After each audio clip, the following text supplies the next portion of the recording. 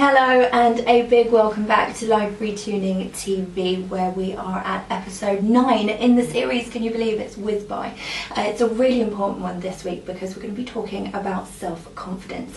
Now, do you lack self-confidence in any area of your life?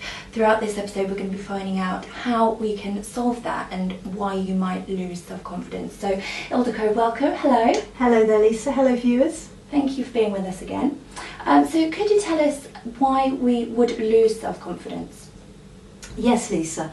Well, the reason we lose self-confidence is because of experiences in our lives that build up a need for our minds to actually protect us.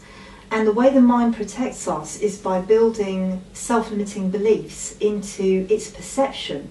And what the mind believes is what we perceive. So we would need to undo the blocking perceptions that the mind actually sets up in order to free ourselves up. But that's the main reason why we actually end up, for instance, losing self-confidence. Okay.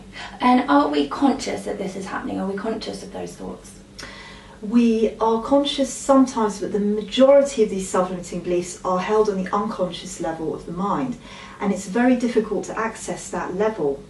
So there are modalities which do work with the unconscious, but in general it's very difficult to get to that level of information that is held in our conscious awareness. Okay. Yeah. So how can life retuning help with that? Can it help us to access that otherwise, area that we can't reach? Yes, well, with life retuning, because we're not actually working with words, we're not working with the logical level of our thinking, but we are accessing the energetic information in the database. Do you remember we talked about the aura?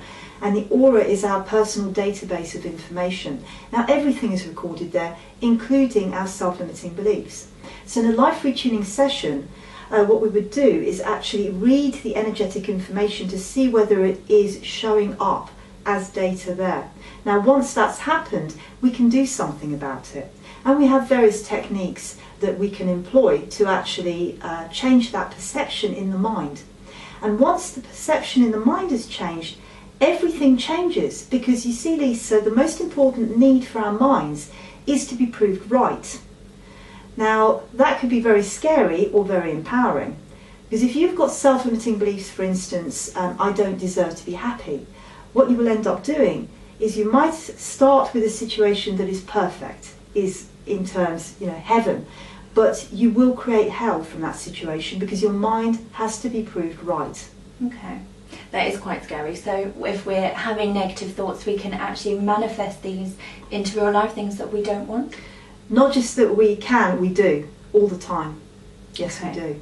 That doesn't sound good. Okay, I think next week we should maybe round off with finding out how we can make sure we're not manifesting in the things that we don't want, and that you're manifesting in everything that you need and want and desire. So come back next week, episode 10. Oh my goodness, it's going to be the last in the series, so it's going to be a great one. So we'll look forward to seeing you then.